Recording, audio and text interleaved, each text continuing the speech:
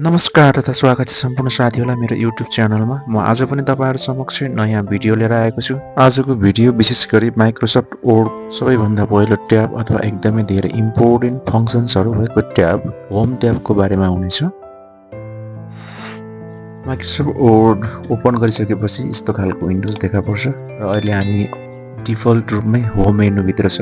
यो यसरी ओपन गर्दा बित्तिकै यो अटोमेटिक होम मेनुमै हुने गर्छ र यसभित्रको फङ्सन्सको बारेमा आज म डिटेलमा भन्न गइरहेको छु। सुरुमा हामीलाई एउटा स्याम्पल टेक्स्ट चाहिन्छ। त्यसको लागि कोएल RAND स्मल ब्राकेट ओपन, मलाई 6 वटा सेन्टेन्स भएको 6 वटै प्याराग्राफ स्याम्पलको रूपमा लिन्छु। त्यसलाई म ब्राकेट फेरि क्लोज गर्छु। इन्टर हानिसकेपछि मलाई आवश्यक पर्ने एउटा स्याम्पल टेक्स्ट चाहिँ यो वर्डमा अटोमेटिक जेनेरेट हुन्छ। एउटा टेक्स्ट आइसकेको छ त हामीले कतैबाट कपी गरेर पेस्ट पनि गर्न सक्छौँ। यसमा सबैभन्दा पहिला म यसलाई सेलेक्ट अल गर्छु र होम मेनुभित्र भएको विभिन्न फङ्सन्सहरू मध्ये म सबैभन्दा पहिला यहाँ फन्टमा जान्छु। फन्टमा हामीले कुन चाहिँ फन्टमा लेख्ने हो आफ्नो डकुमेन्ट, त्यसको लागि हामी यहाँ पहिला सिलेक्सन गर्छौँ। त्यसपछि मैले यो जुन स्याम्पल टेक्स्ट लेखेको छु यो चाहिँ टाइम्स न्यू रोमनमा छ। मैले यसको फन्टहरू चेन्ज गर्न सक्छु। यसरी फन्टहरू चेन्ज गर्नको लागि चाहिँ हामी फन्टको लिस्टमा जान्छौँ र आफूलाई चाहिएको फन्ट अथवा आफूलाई मनपर्ने फन्ट अथवा आफू जुन फन्टमा काम गर्न मन लाग्छ त्यो फन्टलाई हामी सिलेक्सन गरेर त्यसबाट चाहिँ डकुमेन्टहरू क्रिएट गर्न सक्छौँ। र यो यहाँ भएको जुन मेरो स्याम्पल डकुमेन्ट छ यसमा चाहिँ हामी फन्टको प्रिभ्यू पनि हेर्न सक्छौँ, कस्तो खालको देखिन्छ त्यसमा टाइप गर्दाखेरि भनेर। विभिन्न फन्टहरू छन्। यो फन्टहरूमध्ये कुनै फन्ट चाहिँ हामी चुज गरेर डकुमेन्ट क्रिएट गर्न सक्छौँ। अनि नर्मल्ली टाइम्स न्यू रोमन नै प्रिफर गर्छौँ। त्यसै गरी यसको छेउमै छ यहाँनिर फन्ट साइज। हामीले डकुमेन्टमा हुने वर्डहरूको साइज अथवा लेटरको साइज कत्रो हुने भन्ने कुरा चाहिँ यसबाट सेटिङ गर्छौँ। यहाँ चाहिँ 8 देखि सुरु भएर 72 अथवा त्योभन्दा माथि पनि हामी कस्टम गरेर राख्न सक्छौँ। अथवा माथि आफूलाई आवश्यक पर्ने फन्ट साइज चाहिँ यहाँ नम्बर इन्ट्री गऱ्यो भने पनि त्यो फन्ट चेन्ज हुन्छ। जस्तो यहाँ 14 छ, मलाई 20 चाहियो, त्यसमा मैले 20 हालेर इन्ट्री गऱ्यो भने यसरी मेरो फन्ट चाहिँ 20 मा पुग्छ। यसरी यसबाट हामी फन्ट चुज गर्ने र फन्टको साइज कत्रो बनाउने भनेर चाहिँ एउटा सेटिङ गर्छौँ। त्यसै गरी हामीले अलिकति बिस्तारै फन्ट साइज बढाउनको लागि यो जुन अप एरो सहितको ए छ यसमा क्लिक गऱ्यो भने पनि बिस्तारै यसको साइज 2 को दरले चाहिँ बढ्दै जान्छ भने यताको साइडमा भएको जुन डाउन एरो सहितको ए छ यसमा क्लिक गऱ्यो भने फन्ट साइज चाहिँ घट्दै जान्छ।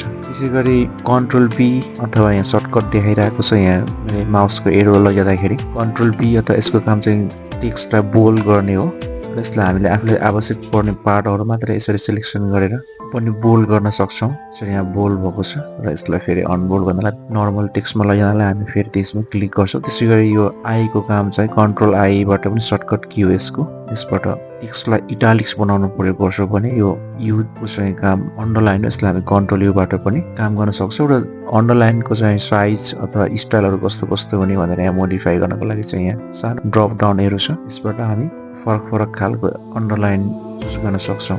त्यसै गरी यहाँ अर्को फङ्सन छ यसको स्ट्राइक थ्रो। स्ट्राइक थ्रो भनेको अथवा यहाँ लेटर्स अथवा यो जुन वर्डहरू छ यसलाई काट्नको लागि हो। यसले चाहिँ हामीलाई आफूलाई चाहिएको कुनै पार्ट मिस्टेक भएको छ भनेर देखाउनको लागि कहिलेकाहीँ हामी स्ट्राइक थ्रो युज गर्छौँ। यसमा गऱ्यो भने यसरी यो चाहिँ काटेको आइरहेको छ यो सिलेक्सन भएको पार्टमा, यसको लागि हामीले स्ट्राइक थ्रो क्रसको पार्टलाई चाहिँ युज गर्छौँ। यसलाई हटाउनलाई फेरि यिनी क्लिक गर्छौँ। त्यसै गरी अर्को छ यो सब स्क्रिप्ट। सब स्क्रिप्टको चाहिँ तल लेटरहरूलाई ह्याङ्गिङ गर्नको लागि हो। जस्तै मैले H2O लेख्नु पर्यो भने एस क्यापिटल अनि 2 लाई चाहिँ यसको तल सब स्क्रिप्ट रूपमा राख्न चाहन्छु भने यसलाई सिलेक्सन गरेर यसको चाहिँ कन्ट्रोल प्लस इक्वल्सबाट पनि सर्टकट कीबाट पनि बनाउन सक्छौँ भने यहाँ क्लिक गऱ्यो भने यो अटोमेटिक चाहिँ यसरी सब स्क्रिप्टमा चाहिँ कन्भर्ट हुन्छ। त्यसै गरी हामी पावर अथवा स्क्वायर क्युब अथवा कुनै पनि लेटर अथवा नम्बरको माथि स्क्वायर अथवा पावर राख्नु पर्यो भने यहाँ चाहिँ सुपर स्क्रिप्ट छ, यसमा क्लिक गऱ्यो भने त्यो अटोमेटिक जान्छ। यसको सर्टकट की चाहिँ यहीँबाट देख्न सकिन्छ। कन्ट्रोल प्लस सिफ्ट प्लस थिच्यो भने चाहिँ यसरी सब स्क्रिप्ट र सुपर स्क्रिप्टको चाहिँ यस्तो फङ्सन चाहिँ यो हो। त्यसै गरी अर्को चाहिँ यहाँनिर टेक्स्ट इफेक्ट छ। यो विभिन्न टेक्स्टको इफेक्टहरू यो चाहिँ एकदमै नयाँ भर्सनको वर्डमा मात्रै पाउन सक्छौँ। त्यो मलाई यहाँ भएको यो फर्स्ट लाइनलाई टेक्स्ट इफेक्ट यहाँको स्टाइलमा टेक्स्टहरू चाहिँ इफेक्टहरू हाल्न मन लाग्यो भने यसरी विभिन्न टेक्स्ट इफेक्टहरू राख्न सक्छौँ। जस्तै यसबाट आउटलाइनहरू, कलरहरू चेन्ज गर्ने, स्याडोहरू राख्ने, रिफ्लेक्सन, ग्लो, नम्बरिङ स्टाइल, धेरै खालको स्टाइलहरू छ। यसबाट चाहिँ हामी यसरी टेक्स्टको स्टाइलहरू चाहिँ चेन्ज गर्न सक्छौँ। त्यसैगरी यो अर्को पार्ट छ, यो चाहिँ हाइलाइट हो।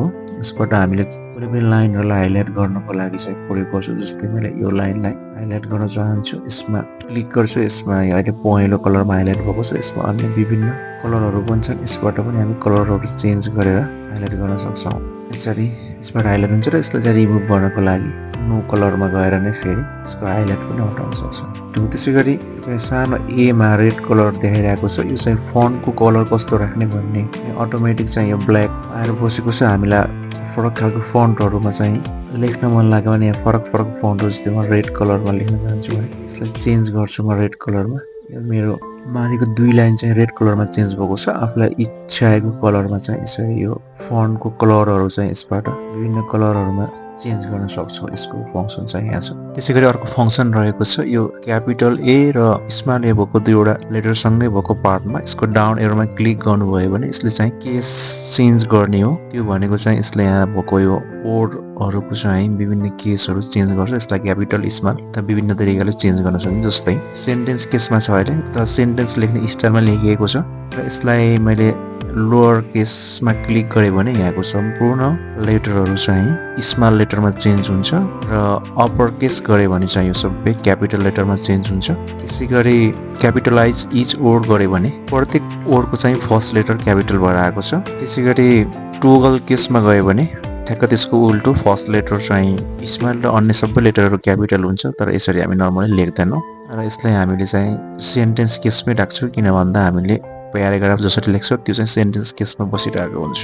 त्यसै गरी यो क्लियर फर्मेटिङ भन्छ। यसले मैले गरेको अहिले सबै वर्डमा गरेको जति चेन्जेसहरू छ त्यसलाई फेरि सुरुको स्टेजमा ल्याउन र कुनै पनि इफेक्टहरू बिनाको एकदम प्लेन टेक्स्ट बनाउनको लागि हामी चाहिँ यसमा क्लिक गर्छौँ र यो चाहिँ पहिला सुरुमा जस्तो थियो त्यस्तै नै बन्छ। यसले मैले सबै गरेको जुन कामहरू थियो यसभित्र गरेको कामहरूलाई यसले फेरि सबैलाई क्लियर गरिदिने काम गर्छ। त्यसै गरी यो दोस्रो पार्टमा छ फन्ट, पछि प्याराग्राफ छ। यो म प्याराग्राफमा हेर्छु। प्याराग्राफमा चाहिँ यसको काम भनेको बुलेटहरू राख्न, त्यसपछि यो टेक्स्टको जस्टिफिकेसन मिलाउनको लागि। जस्तै मलाई मेरो प्याराग्राफलाई यो चाहिँ लेफ्ट एलाइनमा छ, यो चाहिँ सेन्टर एलाइनमा लैजानु पऱ्यो भने यहाँ, त्यसपछि राइट एलाइनमेन्टमा यसमा जस्टिफाईमा चाहिँ राख्नु पऱ्यो भने यसमा क्लिक गर्छौँ। यसरी यसको प्याराग्राफलाई जस्टिफाई गर्नको लागि अथवा प्याराग्राफको सेटिङ मिलाउनको लागि हामी यो 4वटा तरिकाको एलाइनमेन्टहरू चाहिँ युज गर्छौँ र ठाउँअनुसार हामीले फरक तरिकाले प्रयोग गर्न सक्छौँ। यो जस्टिफाई एलाइनमेन्ट चाहिँ अलिकति सुन्दर देखिन्छ टेक्स्टहरू हेर्दाखेरि। त्यसपछि यसको काम चाहिँ लाइनहरूको बिचमा भएको स्पेसिङहरू धेरै थोरै राख्न हो। जस्तै यहाँ 3 सम्म देख्न सक्छौँ। यसले अझै लाइन स्पेसिङ अप्सन अझै बढी पनि हुनसक्छ। यसमा चाहिँ जस्तै नर्मल्ली हाम्रो यहाँ 1मा छ, यो नर्मलमा यसलाई 1.5 2 जति धेरै लाइनको बिचमा भएको स्पेसिङ बढायो, स्पेसिङ राख्न चाहन्छौँ त्यसको आधारमा यसलाई हामी चुज गर्न सक्छौँ। जुन लाइन स्पेसिङ राख्न मन लाग्छ त्यसलाई चुज गरेर हामी लाइनको बिचमा भएको स्पेसलाई चाहिँ मेन्टेन गर्न सक्छौँ। त्यसै गरी यो चाहिँ एलाइनमेन्टलाई डिक्रिज र इन्क्रिज गर्ने हो। यो चाहिँ मैले जस्तै यो फर्स्ट प्याराग्राफको एलाइनमेन्ट चाहिँ डिक्रिज गरेर इन्डेन्ट डिक्रिज गर्न चाह्यो भने यसमा क्लिक गर्छौँ। यसरी घटाउन बढाउन, यो चाहिँ यसको इन्डेन्टलाई घटाउन र बढाउन चाहिँ हामी यसको एक यसमा स्टेपमा बढाउन र घटाउनको लागि चाहिँ हामी यो इन्डेन्ट इन्क्रिज र डिक्रिज गर्छौँ। आफूलाई चाहिएको लाइन जतिवटा प्याराग्राफलाई हामी इन्डेन्ट गर्न चाहन्छौँ त्यसको आधारमा चाहिँ हामी घटाउन र बढाउनको लागि चाहिँ यो प्रयोग गरिन्छ। त्यसै गरी यो चाहिँ बुलेट हो। हामीलाई कुनै पनि टेक्स्टलाई बुलेटमा देखाउनु पर्ने छ भने यतिखेर चाहिँ यहाँ विभिन्न बुलेटको स्टाइलहरू छ। यसबाहेक हामीले आफैले पनि डिफाइन गरेर बुलेटहरू लिन सक्छौँ। जस्तै नर्मली मलाई यो बुलेट चाहियो भने म यहाँ क्लिक गर्छु र यसमा आवश्यक पर्ने कुराहरू टाइप गर्छु र एकपल्ट इन्टर गऱ्यो भने त्यो बुलेट चाहिँ अटोमेटिक आउँछ।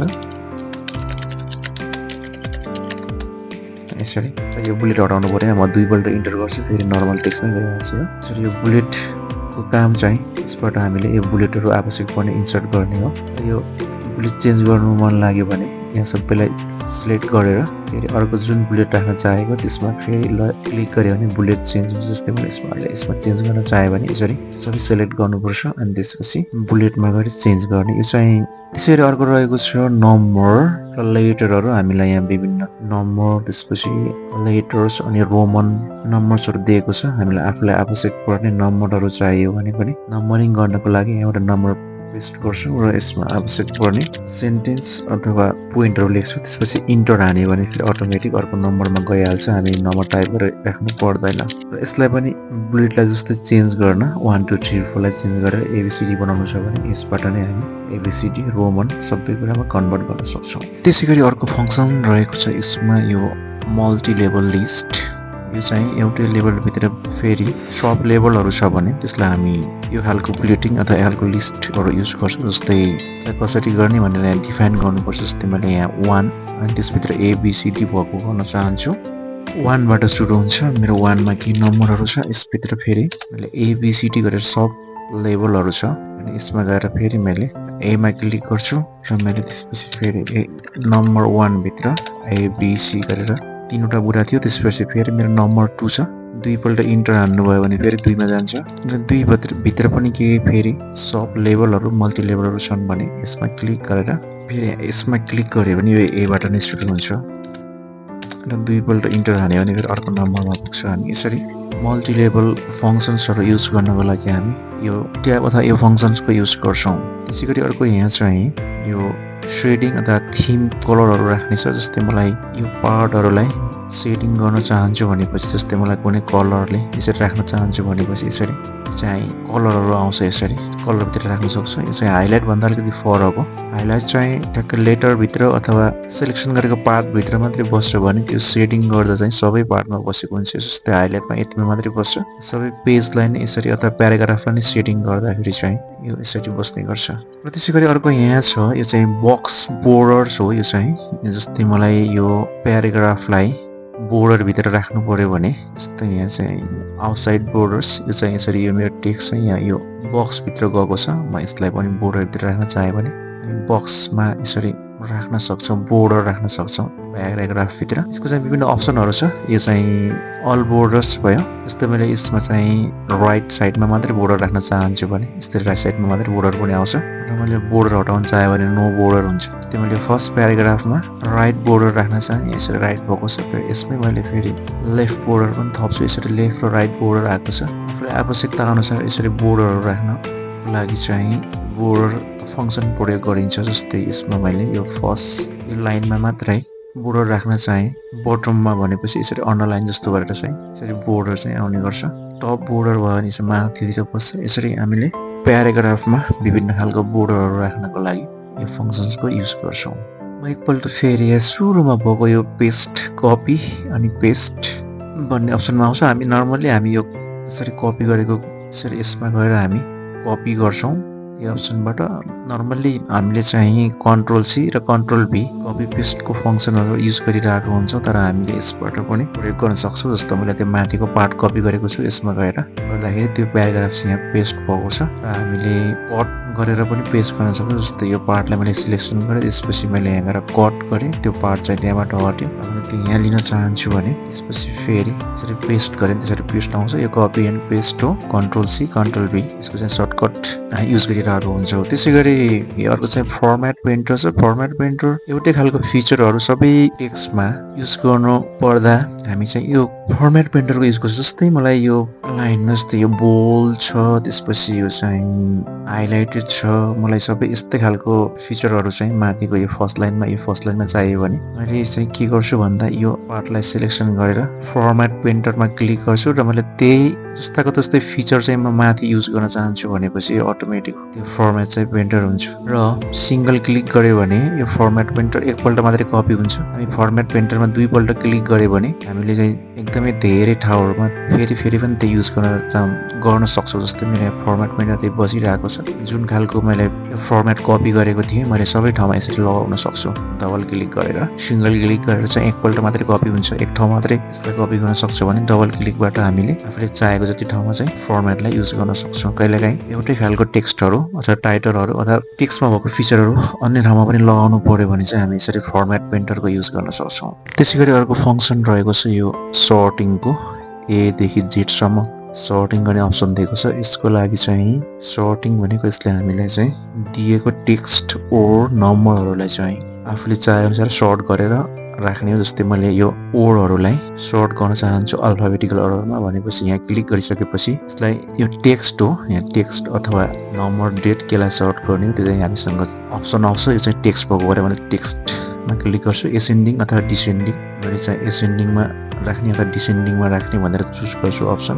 जस्तै मैले डिसेन्डिङमा राखेँ, यो चाहिँ लास्ट दब्रोतिरबाट सुरु भयो। मैले यसलाई नै फेरि एसेन्डिङबाट राखेँ भने चाहिँ यो एबाटतिरबाट ए बी अनि सी एफ यहाँ चाहिँ क्रमैसँग चाहिँ यसरी एसेन्डिङ अर्डरमा चाहिँ सर्टिङ भएको छ। जस्तै गरेर यहाँ के नम्बरहरू पनि छ, मसँग ऱ्यान्डमली नम्बरहरू छ। यो नम्बरहरूलाई पनि मैले सर्टिङ गर्न चाहन्छु भनेपछि यसमा क्लिक गर्ने, यो अटोमेटिक नम्बरमा चाहिँ आइसकेको छ। यसलाई एसेन्डिङमा राख्न चाहन्छु, सानोदेखि ठुलो 12 37 यसरी एसेन्डिङ अर्डरमा गएको छ। अथवा यसलाई मैले डिसेन्डिङमा राखेँ भने यो चाहिँ ठुलोदेखि सानोमा यसरी बस्ने गर्छ अटोमेटिक। यो पनि हामीले विभिन्न ठाउँहरूमा चाहिँ यो फङ्सन्सलाई पनि हामीले विभिन्न ठाउँहरूमा प्रयोग गर्न सक्छौँ। त्यसै गरी अर्को फङ्सन्स रहेको छ ग्रुप फङ्सन्स। यो चाहिँ हामीले प्याराग्राफको स्टाइल्सहरू, हेडिङको स्टाइल्सहरू, टाइटलको स्टाइल्सहरू, सब टाइटलको स्टाइल्सहरू चाहिँ फर्मेटिङ गर्नको लागि चाहिँ युज गर्छौँ। यो स्टाइल्सहरूबाट चाहिँ लामो लामो टेक्स्टहरू लेख्नको लागि हामी यो युज गर्छौँ।